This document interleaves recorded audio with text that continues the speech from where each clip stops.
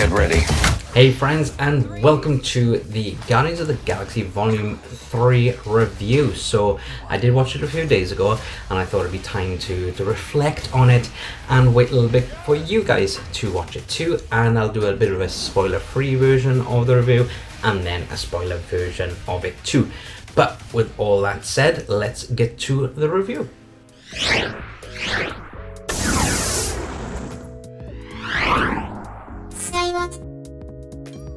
So hey friends, or hey Guardians, honorary Guardians.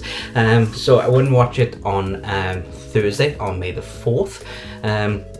What else do you do on Star Wars Day but go to watch a Marvel film? But anyways, yeah. So I thought, wow, it was probably the best Marvel movie since No Way Home for me. There's been a few movies in Phase 5, and now we're in Phase 6 that I wasn't overly fond of, and some of the series haven't been great. They've been good, but haven't been great. So this film was a really good movie. It still didn't have that bash and like really in your face thing there for me, but I still really enjoyed it. It was very emotional. I thought it had the good parts of emotional and comedy in there. It's like when things got really emotional, they'd subtly put in a bit of a comedy just to lighten that mood. Saying that, it's like it's also quite gruesome. I do not think this one is for children, really. So if you do have young ones, then I highly recommend watching this first before showing it to them, just so you can grade whether you think it's okay for them. There is one scene in it which is very, very gory for a Marvel film. There is also one F-bomb in it as well, which is quite funny actually in it. So there's a few mild swear words here and there, but there is one F-bomb from Star-Lord actually in it. But it's hilarious the way that it's actually delivered on that one. So yeah, the story I thought was fantastic. There wasn't any like main bad guy with it. There was a villain, but that wasn't the whole aim of the movie, of like we have to go take down this bad guy. There was actually a mission to do it, a very heartfelt mission, which I'll come into in the spoiler area. But for the spoiler-free bit, we're just gonna keep it vague, but not it was really good, and it happened straight away from the beginning. The movie kicks off with things happening, trauma happening, and it's like wow, okay, and it keeps it all the way through. The pacing is really good of it. Music wise, they're coming into more of this generation, this century of music, whereas one of the last songs they play is from the noughties, but it's you see on Rocket's little playlist thing that they've got different eras in there, so that was quite cool. I prefer it when they just do the 80s, early 90s music for it, but hey ho, that's just me there. Characters wise, they're all fantastic. You've got Cosmo the dog as well, and she is hilarious and absolutely hilarious. I will say this one thing, she gets called a bad dog in the beginning, and throughout the whole movie it's like going, I'm not a bad dog, take it back, whatever accent I was just doing. And yeah, I just found that was hilarious there. What am I thinking? Like spoiler free now. So yeah, so the music was great. Characters fantastic. You do have some characters coming back. One thing I do say that you have to watch the Guardians of the Galaxy holiday special. It came out in the holiday season last year. It's on Disney Plus, so I highly recommend watching it. I think it's about 45 minutes and it's just a holiday special, but there is there's an Easter egg in it, which you'll see in the movie. right to the end in the post-credit scene, which I'll talk to you about that in the spoiler section in a moment. And the other thing is something that happens in the holiday special is just brushed upon in this movie, and you'd be like, wait, what did they just say? And because they just brush past it because they assume you've watched the holiday special. So watch the holiday special before going to watch this movie. It was a very sad movie. I had a moment where I did shed a tear and things, and there's quite a lot of parts in it that shred on your pull on your heartstrings. If you do get quite emotional over animal abuse and things like that, then this one, definitely bring your tissues for this. Gemma did cry quite a few times in the movie, so yeah, just remember those tissues there. It's the end of the Guardians of the Galaxy movies, and it does have a nice end to it. There is a bit of a cliffhanger with something which I'll talk about in the spoilers section, but it is the end of that movie, which I think is great, because obviously with Thor, they just keep on chucking out all these Thor films, and I know it's not Marvel, but Fast and Furious, coming up to Fast and Furious 10, and I remember with the Final Destination films, it was the Final Destination, and then there was another Final Destination film after that, and it was just like, just end them there. But no, I think that is pretty much what I can say for spoiler free. It was a very enjoyable movie. I will recommend it to people to go watch it. We watched it in IMAX 3D. I also picked up this really cool popcorn bucket. You can't really see it in the dark, but what I'll do is I'll pop a video in now of it in the dark. So I've got this from Odeon Cinema, and it's quite cool. It's got the Guardians there and more characters there, which is a pretty awesome popcorn bucket. Metal and light up, so that's pretty cool. Don't have it lit up in the cinema. Mine was off, so while the movie was on. But yeah, so with spoiler free now, so it is so my take home from it, emotional, funny, and a good end to the trilogy of Guardians of the Galaxy movies. So we're going to go into some spoiler territory now, so spoiler alert. So if you haven't seen the movie and you don't want spoilers, then just pause the video here and then go watch it, and then come back, go into your history on YouTube, and then come find us, click on that, and then let's get chatted in the comments down below. Don't forget to click that subscribe button and the notification bell as well. But that is enough for your spoiler warning. Let's get on to it. So the whole story is saving Rocket. So it isn't this, let's go get this villain, we've got to stop this villain. It is about, let's save our friend. Now, to me, that's just like a whole new storytelling for Marvel, really. There's not like an end to things like, oh, we have to defeat this villain. It's like, it is actually a journey throughout this movie. And whilst Rocket is on the table unconscious and dying, you get to see the origins of Rocket, and that was very, very, very, very emotional. And I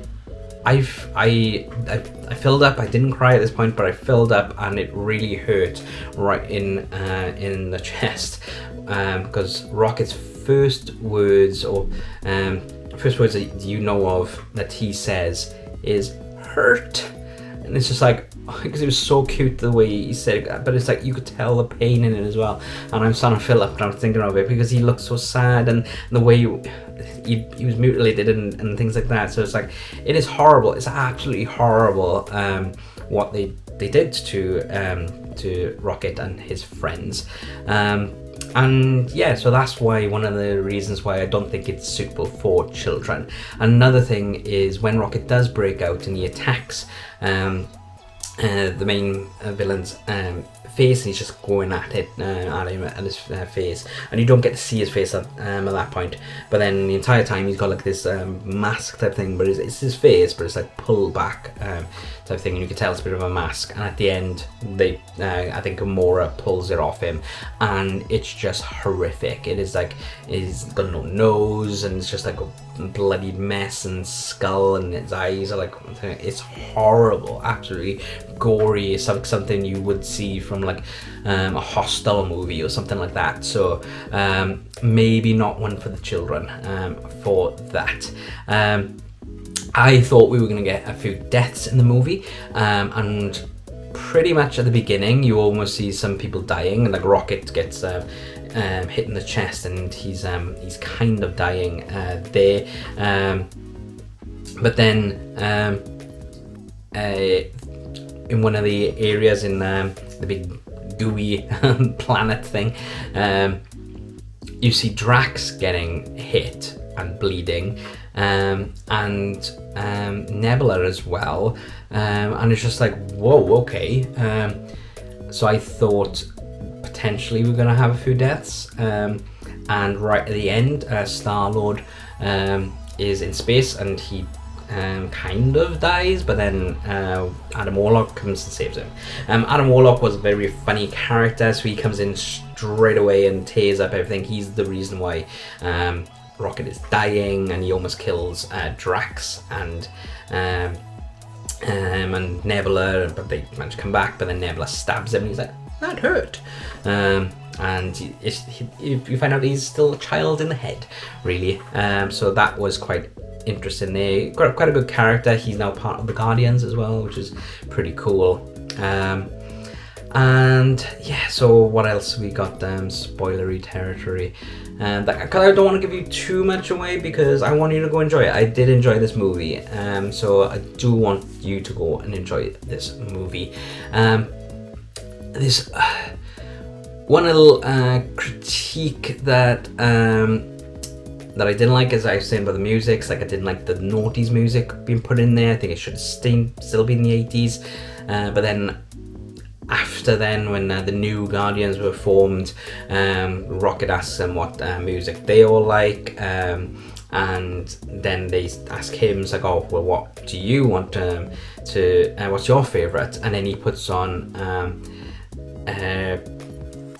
one of the songs from the first movie. I can't remember which one. I can't remember whether it's Hooked on a Feeling. I can't remember. I think it's Hooked on a Feeling. So it's like it's going back to the 80s, back to the original film and things like that. So that was great there. Also, Groot speaks. He does say, I am Groot. Groot was awesome in this movie because he was like this big bulk thing, and then right at the end he's this massive tree monster thing, which is quite cool. But no, I did enjoy all those aspects. I loved all the characters in it. The Counter Earth was quite cool, but they like are they just blowing up the planet as well, so that's interesting. And that's where the F-bomb comes into it, when Star-Lord's trying to explain to Nebula how to open a car door, and he was like, get in the car. It's like hilarious, absolutely hilarious. But no, definitely one to watch, I think. Now, it is the end of the Guardians movies, but right at the end, they got that Easter egg as well. So Star-Lord goes back to see his granddad. So he's reunited with his granddad, and he hasn't seen him in 30 odd years, 40 years, whatever it is. So he goes and sees him, and it's quite a nice thing. And then in one of the post-credit scenes, he's reading, the granddad's reading a newspaper, and on the front page is Kevin Bacon being abducted by aliens. So that's the Easter egg there from the holiday special. So definitely check out the holiday special on Disney Plus. And right at the end then it says Star-Lord will return. So Guardians of the Galaxy is done. There's no more Guardians of the Galaxy movies. Star-Lord will return. So I'm thinking he's going to be in an Avengers movie coming up. He might be in come into another movie, or they might just have him as cameos in different things. So he's not done. Remember, we've got a multiverse now and things, so they could have the Guardians back in there. They could just have this Star-Lord in it. So it's interesting how they did that, really. I would have been okay if Star-Lord, Peter Quill, did die in this movie, to be honest. I think it was the way that they would have killed him, jumping into space and things, would have been an okay way for him to go. Because he made sure everyone was off the ship and then jumped, didn't quite make it, and died. But then, because like his face all bloated up and things, and then all of a sudden his face is back normal. Hey, alien technology. Who knows? Who knows? But that's all I'm going to say about this movie, guys. It's not going to be going into too much depth about the review of it, because I want you to watch it and get chatting in the comments down below onto social medias and things like that, because it is I don't want to spoil everything. I don't want to give you all the things that go on in it, because so much goes on, and it is a really, really great movie, and you should go check it out. I'm giving it a what should I give it? I'll give it an 8 out of 10. That's pretty good for me. That is pretty good for me. But thanks so much, guys, for watching. Don't forget to click the subscribe button and the notification bell. We got plenty of videos every Tuesday and Friday. At the moment, we have our vlogs coming out for Disney World, which we did a couple of months ago. So every Tuesday and Friday, those videos are coming out up until the end of May. And then every Saturday we got videos coming out, apart from if it's a 5 week, there's 5 Saturdays in a month, then it'll be a little bit of a break. But next week we're going with another Disney podcast, our DCast, and I do believe it is, I think it's Pocahontas. No, it's Hunchback of Notre Dame. Hilarious, absolutely hilarious. So make sure to check out that next Saturday. But with that being said, till next time.